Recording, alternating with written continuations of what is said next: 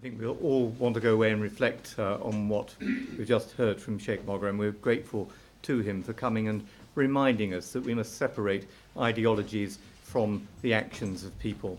It's my great pleasure now to introduce Alistair Burt, who's the Member of Parliament for North East Bedfordshire. He's our penultimate speaker. Alistair was born in 1955. He's a British Conservative Party politician, rather breathless at the moment, I suspect, from rushing back from the votes he's just taken part in. He was Parliamentary Under Secretary of State and then Minister of State at the Department of Social Security from 1992 until 1997, and then Parliamentary Under Secretary of State at the FCO from 2010 until 2013, and when he stood down he was made a member of the Privy Council. He was born in Bury in Lancashire, educated at Bury Grammar School and then St John's College, Oxford, where he was elected as President of the Oxford Law Society in 1976. He graduated in 1977, becoming a solicitor in 1980, and remained so until 1983, when he first entered Parliament as the MP for Bury North, and when we first got to know one another and became friends. Alistair was appointed Parliamentary Under Secretary of State at the FCO in May 2010. His roles there included overseeing Syria policy for 3 years, and that included, of course, the start of the Syrian civil war, and leading on Israeli issues for the government at the United Nations. He's married, and he and his wife Eve have 2 children. He's an active member of the Parliamentary Christian Fellowship. He enjoys athletics and football and supports Bury Football Club, which I won't hold against him entirely. But and much to my embarrassment, because I wouldn't be capable of doing it, he also runs in many London marathons for charity. Alistair, you're very welcome to the podium.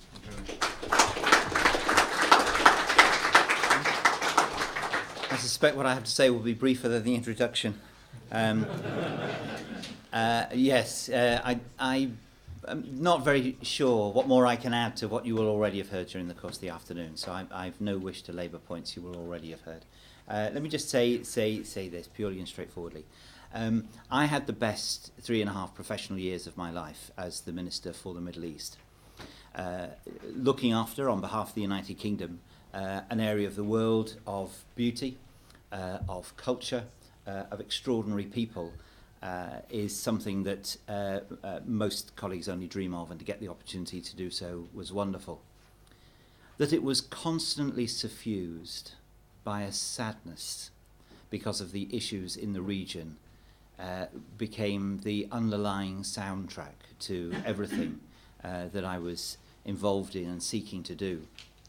And I'm beginning to sound like a broken record on this, but I've said more than once, it's religious intolerance which runs through the region like lettering on a stick of rock. And it has reached crisis proportions, as you all know. It's a complex area.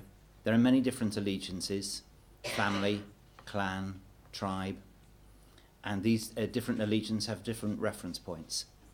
Most is associated with power at the end of the day and control. And we have seen in the region the way in which faith has been distorted and used and abused for reasons of power. But it's intolerance and the concept of intolerance which does the damage and separates people into what we have just heard, into the other. And people who can find other reasons to get on with each other can be destroyed by the concept of tolerance. Of intolerance, and the step from intolerance to extremism is a very short one indeed. The damage being done in the area through sectarian violence we can see on our television screens every day, and ministers had to deal with the consequences all the time.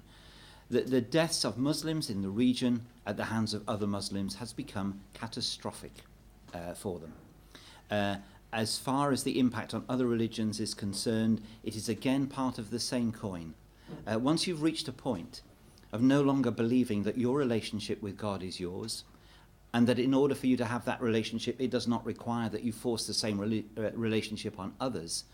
Once you have lost that and moved into a different sphere, then frankly, it doesn't matter whether it's another sect, another faith, or those who you consider to be without faith. They become the other, and they become a target. And the abuse of this concept has destroyed and is destroying much too much of the region. We can see it in the conflicts that are taking place at the moment, but the dramatic experience of the Christian community and the flight of the Christian community from the region is truly historic. Many of us in this room will have had contact with Andrew White and others who support and maintain the Christian community in the region. But I don't want to make a specific plea on behalf of one group or another, because I think what is being attempted here to make the case for religious freedom and religious tolerance, to make the case that the freedom for one is actually the freedom for another, and that the rule of law applies to all equally, and the best protection for any community is to have a rule of law that applies to others, and that rule of law must include the rights to religious tolerance and freedom. Without that, then it's difficult to see where the future of the Middle East is. It's not to say that if there was religious tolerance tomorrow that all the problems of the region would be solved. They won't be. But I can say very starkly, unless religious tolerance returns, the problems of the Middle East will not end. They will go on, and they will be worse, and there will be more deaths and more woundings and more groups thrown out of their homes. That we all know, that this is an occasion for people to stand together, people who represent those who are persecuted here, people who have had experience of those who have had to exhibit great courage, and people who have suffered much over the past few decades. Then it's those voices we need to hear, and we need to hear the authentic voices of the region as they speak to us through the work that's done so well by those who are promoting today. So all I would say is my experience of the region has not left me with anything other than an abiding love for the people who are there, the astonishing achievements of the region, and a sense that the shadow that hangs over it can and will be eliminated. And it's only with faith and trust and supporting each other that we will get the chance to do that.